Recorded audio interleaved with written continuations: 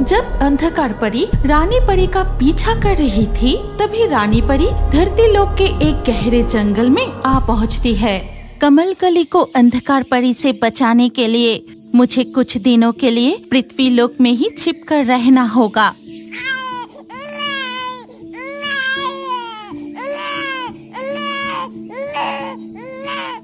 मैं समझ सकती हूँ बेटी, तुम्हें बहुत भूख लगी है, लेकिन इस पृथ्वी लोक में मैं अपनी मर्जी से जादू का इस्तेमाल नहीं कर सकती, इसीलिए मुझे कोई और उपाय ढूंढना होगा। फिर रानी परी एक बूढ़ी औरत का रूप धारण करके कमल कली को लेकर जंगल से निकल के पास के गांव के ओर चली जाती है।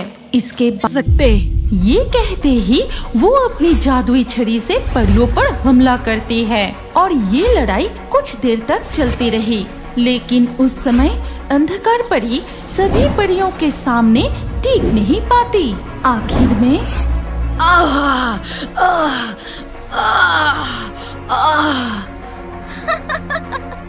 अब तुम पूरी तरह से हार चुकी हो अंधकार परी। और साथ ही साथ सभी परियां मिलकर अपनी जादुई छड़ी से अंधकार परी को एक काले बिल्ली में बदल देती है। फिर उसे एक पिंजरे में बंद करके परी लोक की ओर चले जाते हैं। फिर वो सब परी लोक के द्वार पर पहुंचते ही मैं ये क्या देख रहा हूँ? स्वर्ण परी के हाथ में अंधकार परी की जादुई छड़ी और पिंजरे में एक बिल्ली। तो क्या परियां अंधकार परी को बिल्ली बनाकर कैद कर लिया? इसके बाद बिल्ली को लिए परी राज्य के द्वार से प्रवेश करके परी भवन में पहुंचती है। अंधकार परी को लेकर हमें अब कोई चिंता नहीं, आपसे वो हमेशा के लिए बंदी रहेगी। अब हमें रानी परी को ढूंढकर वापस लाना चाहिए। हाँ, तुमने बिल्कुल ठीक कहा स्वर्ण परी, अब देर नहीं करनी चाहिए, चलो। ये कहकर परियां वहाँ से उड़कर चली जाती है और उन्हें उड़ते हुए चले जाते देख परी लोक की बाहर पेड़ ठीक है नील परी, मैं यही बैठकर थोड़ा आराम करता हूँ। फिर नीला परी वहाँ से चले जाते ही मैकाओ के भेष में बायस जल्दी से जाकर अंधकार परी की छड़ी उठा लेता है। फिर बिल्ली पर स्पर्श कराते ही वो फिर से अंधकार परी बन जाती है। उसी वक्त बायस भी अपने असली रूप में आ जाता है। कौआ, जल्दी से मेरी जादुई छड़ी दो। कम से कम मुझे धन्यवाद तो कहिए अंधकार परी। मूर्ख कौआ, तुमने मेरे लिए कुछ खास नहीं किया जिससे मैं तुम्हें धन्यवाद कहूँ। मैं मौका देकर खुद ही अपने आप को छुड़ा सकती थी। चलो अब यहाँ से। फिर वो आगे जाके देखते हैं कि नीला परी एक कटोरी में दवाई बना रही है। ये क्या? अंधकार परी, तुम कैसे मुक्त हो गए? और बायस, तुम परी लोक में कैसे घुस आए? अच्छा, अब समझी। बायस, तुमने मैकाओ का रूप लेकर हमें धोखा दिया। और अंधकार परी, तुमने गुरुमा का ताज पहनने की हिम्मत कैसे की? इस ताज के ऊपर सिर्फ अंधकार परी की हक है, समझी? तुम्हारा हिम्मत देखकर मैं हैरान हूँ। नीला परी, तू बहुत बोल रही है। ये कहते ही अंधकार परी अपनी जादुई छड़ी से नीला परी पर वार करती है और नीला परी जाकर बगीचे में गिरती है। फिर बगीचे में बायस और अंधकार परी पहुँचते हैं। देखा कौआ, इस ताज को पहनने के बाद मेरी शक्ति कितनी बढ़ गई है। हाँ, मुझे लगता है अब आपको कोई हरा नहीं सकता। अंधकार परी ही बनेगी परी राज्य की रानी। ये ख्वाब देखना बंद करो अंधकार परी, तुम अत्याचार की सारी हदें पार कर रही हो। अब तुम लोग मेरा कुछ नहीं बिगड़ सकते। बस अब उस कमल कली को ढूंढ के निकलना है। मैं अपने तौर तरीके से उसे अंधकार शक्ति की सिद्ध साधिका बनाऊंगी। जब उसे 5 साल की उम्र में पूरी शक्ति मिलेगी, तब मैं उसे इस्तेमाल करूंगी। तुम्हारा ये ख्वाब कभी पूरा नहीं होगी। मैं अभी जाकर सब कुछ रानी परी को बता दूंगी। तभी अंधकार परी अपनी जादुई छड़ी से नीला परी को अपने वश में कर लेती है। फिर प्रणाम अंधकार परी, बताइए मुझे क्या करना है? कौआ, उसकी हाथ से जादुई छड़ी ले लो। ये सुनते ही बायस जाकर नीला परी के हाथ से जादुई छड़ी छीन लेता है। नील परी, अब तुम मेरे साथ परीलोक के द्वार पर चलो। फिर वो सब परीलोक के द्वार पर पहुँचते हैं। जाओ मेरी दासी नील परी, पृथ्वीलोक जाओ और कमल कली को खोज निकालो। और सुनो, फिर अंधकार परी जादू से नीला परी के हाथ में इसे हमेशा अपने पास रखना। जैसे ही तुम्हें कमल कली के बारे में कुछ भी पता चले, मुझे इसी से संकेत भेजना। जैसी आज्ञा अंधकार परी, अब मैं चलती हूँ। अंधकार परी, मैं नीला परी की पीछे पीछे जाकर देखती हूँ कि वो सारे काम ठीक ठाक कर रहा या नहीं। चुप रहो मूर्ख कौआ, तुम्हें जो कहा जाए बस वही करना, समझे? अगर मुझे बायस कह के पुकारेंगे तो मुझे अच्छा लगता है। इधर तब तक नीला परी पृथ्वीलोक में आ पहुँचती है।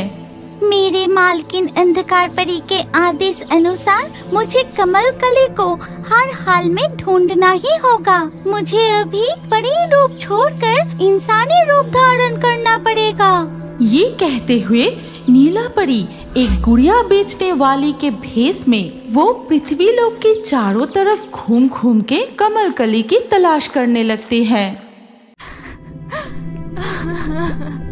राजकुमारी मणिमाला, राजकुमारी मणिमाला, जल्दी से इस कैद खाने से बाहर आओ।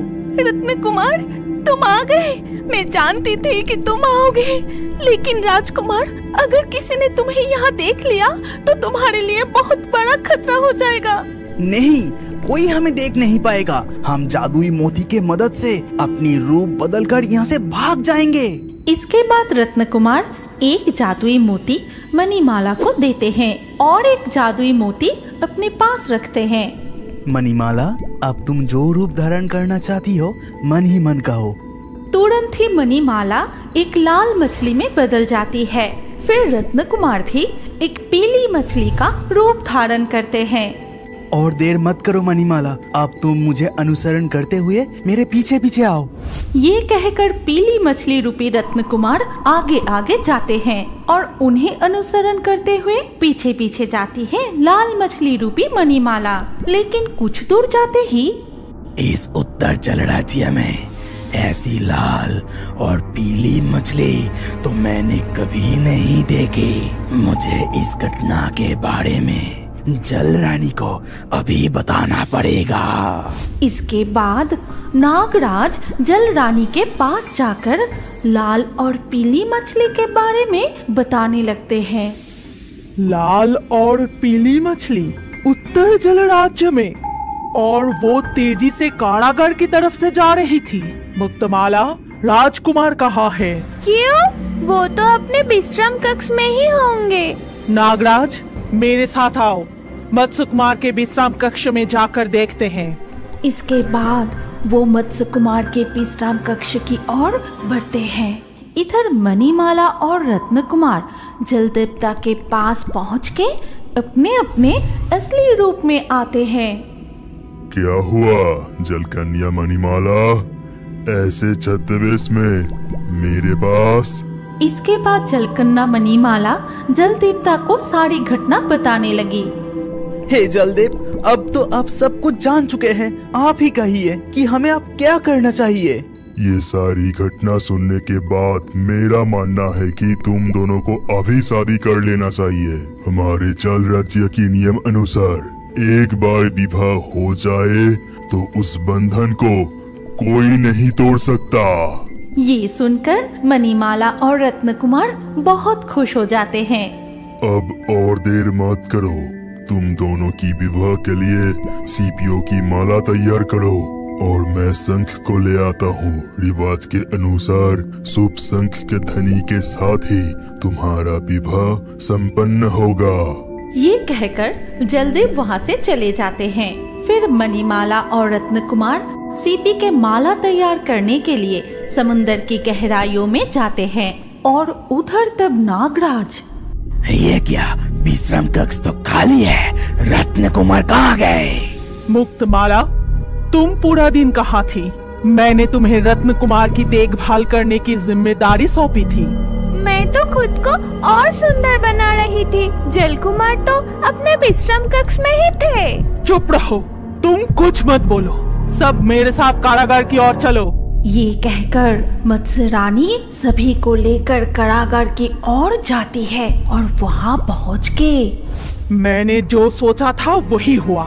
इसका मतलब उन्होंने रूप बदलकर यहाँ से भाग गए हैं। उसी समय दूर से एक शंख ध्वनि सुनाई देती है। ये तो जलराज्य में जब किसी का विवाह होता है तभी ये शंख बजता है, वो भी जलदे भी बजाते हैं। इसका मतलब जलरानी के ये बात खत्म होते ही वो सभी उस है। इसके बाद मणिमाला और रत्न कुमार नदी के रास्ते तेजी से उस घाट की ओर आगे बढ़ते हैं। तभी वो देखो, वो भाग रहे हैं। मणिमाला का सुख मैं बर्दाश्त नहीं कर सकती। नागराज, जल्दी जाओ और उन्हें पकड़ो। चिंता मत करो बहन, मैं उन्हें अभी सबक सिखाऊंगा। सैनिकों, चलो हमला। ये कहकर नागराज सभी सैनिकों के साथ उनका पीछा करता है। तब मणिमाला, अब क्या होगा रत्न कुमार? उन्होंने हमें देख लिया है, वो लोग इस तरफ ही आ रहे हैं। चिंता मत करो, मैं कुछ उपाय निकालता हूँ। चलो अब हम पानी के ऊपर चलते हैं। पानी के ऊपर की तरफ आके पानी से सिर बाहर निकलते ही वो सीगल पक्षी से मिलते हैं। तब वो एक तैरता हुआ केले के पेड़ पर बैठा था। अरे जलकन्या मणिमाला, कैसी हो तुम? हम बहुत बड़ी मुसीबत में हैं दोस्त। नागराज, जलरानी और उनके सैनिकों हमें पकड़ने के लिए इधर ही आ रहे हैं। ये बात है, तुम बिल्कुल चिंता मत करो दोस्त, मैं अभी कुछ करता हूँ। ये कहकर सीगल पक्षी उड़ जाता है। फिर वो एक नाव की रस्सी खींच कर लाता है। लो दोस्त, तुम दोनों जल्दी इस नाव पर चढ़ जाओ और इसके अंदर छुप जाओ। अब मैं चलती हूँ, अपना ख्याल रखना। मणिमाला, जल्दी ही जादुई मोती से तुम इंसान की रूप धारण करो। तुरंत ही मणिमाला और रत्न कुमार इंसान का रूप धारण करके उस नाव पर चढ़ जाते हैं। कहाँ गए वो? यही तो थे। सैनिकों, अच्छे से देखो, वो जरूर किसी शैवाल के पीछे छुपे होंगे। तुम में से कोई भी कुछ नहीं कर सकता, सबके सब बेकार हो। वो तो अभी थे, गायब कैसे हो गए? ये मत बोलो बहन, वो किसी जादुई शक्ति के मदद से रूप बदल सकते हैं। शायद किसी तरह हमें धोखा देकर वो भाग गए। और क्या, चलो वापस चलते हैं। अब तो कुछ नहीं किया जा सकता है ना? चिंता मत करो बहन, मैं उन्हें कभी नहीं छोड़ूंगा। इसका बदला मैं एक दिन जरूर लूंगा। उधर मणिमाला और रत्न कुमार नाव में बहते हुए उस घाट पर पहुंचते हैं। फिर मणिमाला और रत्न कुमार नाव से उतरकर घाट पर खड़े होते हैं और देखते हैं कि बड़े पेड़ की डाल पर टूनी पंछी बैठा है।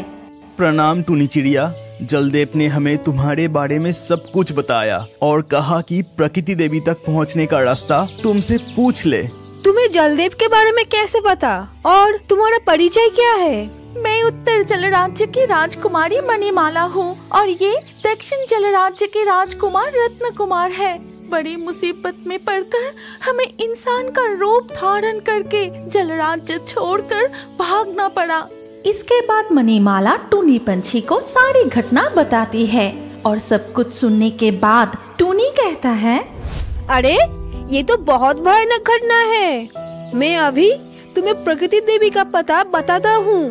देखो, ये नदी जंगल के रास्ते से सीधा बहुत दूर तक गई है और जाके एक झरने के साथ मिली है। उस झरने के पीछे ही प्रकृति देवी रहती है।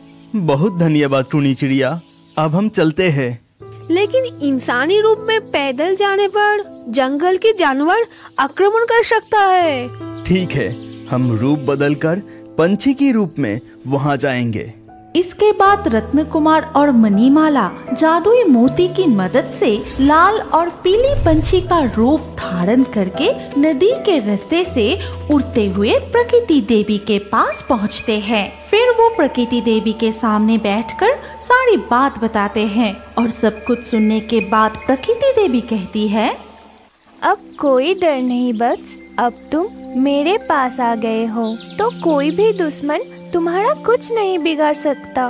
तुम उस झरने के नीचे असली रूप में खड़े हो जाओ। इसके बाद मणिमाला और रत्न कुमार झरने के नीचे आते ही वो अपने असली रूप में वापस आ जाते हैं और उसी झरने के नीचे प्रकृति देवी